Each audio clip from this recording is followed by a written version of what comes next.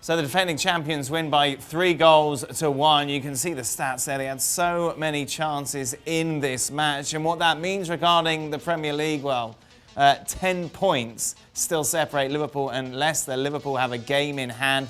Manchester City now just one off Leicester City. Do I say it's over again, Steve? We've got to start another segment like that. Can we have what we said? No, I think we have. I think everybody knows by now. It's Liverpool's to lose. It has to be a catastrophe. Sure. I mean, because they're a game up, they have a game in hand. They're 10 and 11 points from the nearest rivals, and I think City, even though they're sitting in third, if anything, would be the nearest rival. But they're not going to go undefeated. I mean, in this game today, we saw absolutely right now what Man City is.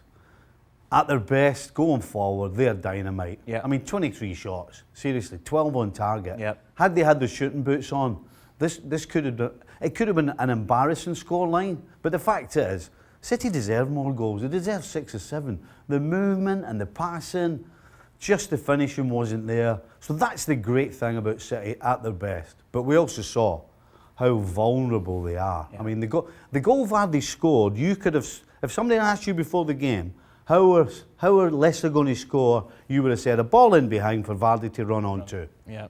I mean, and it wouldn't take a genius to do that. And not only did it happen once with a goal, it happened a couple other times. And Otamendi and Fernandinho were absolutely all over the shop. Had no idea how to defend against it. And I'm afraid a lot of that for me is not only down to the fact that those two guys are past the best, and certainly Fernandinho shouldn't be playing there. Nobody's coaching him. Right. Nobody's coaching him. A guy like Vardy, one in front, one behind. That's as simple as it gets. Not once did they do that. That tells me nobody's talking to them. So, hey, the best and the worst of Manchester City. Brendan Rodgers has won a lot of plaudits this season, considering what he's achieved with Leicester. Was he tactically naive at all in this match? Did he do anything wrong? What was he supposed to do? I mean,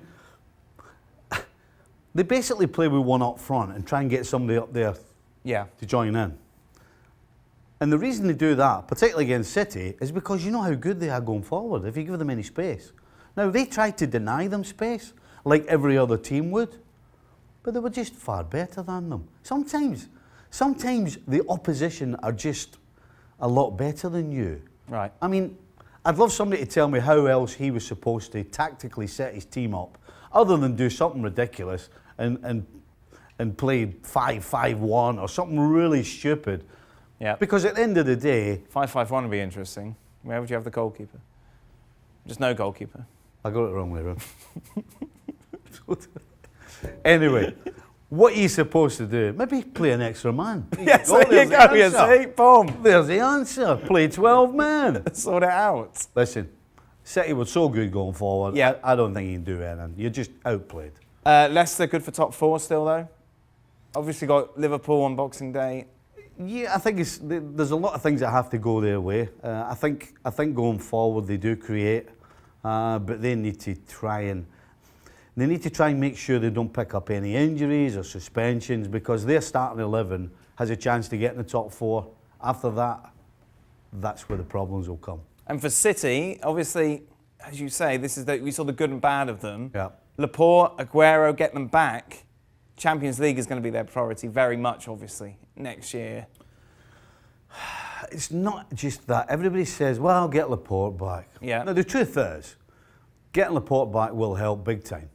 If you can get the same Laporte back, get him fit and get him up to speed, yes. You've still got to find him a partner, though. Right. You've still got to get somebody beside him, because Otamendi can't do it. Stones is never fit either. Fernandinho can't play there. I mean, he's just a liability as far as his pace is concerned. So, listen, getting Laporte back would be a start, but they have to do something. They have to get him back, and they have to sign a proper defender. Otherwise, they will not win the Champions League.